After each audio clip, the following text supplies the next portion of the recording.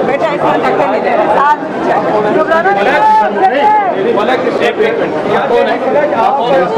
Uniform है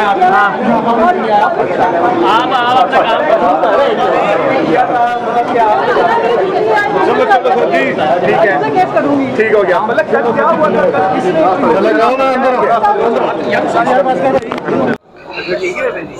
बिस्मिल्लाहिर्रहमानिर्रहीम। पाक टुडे के साथ मैं राय गुलावली आपकी खिदमत में हाजिर हूँ। इस वक्त ज़िला कचहरी में मौजूद हूँ और आपको पता है कि सनम जवेद साहबा की बहन फलक जवेद साहबा जो पाकिस्तान तहरीक इंसाफ की अहम कारकुन हैं और सोशल मीडिया पे भी वो काफ़ी वायरल हैं, उनको 2 दिन पहले इस्लामाबाद से गिरफ्तार कर लिया गया था और बाद में जो नेशनल साइबर क्राइम एजेंसी है उन्होंने उनकी गिरफ्तारी इचरा लाहौर से डाली।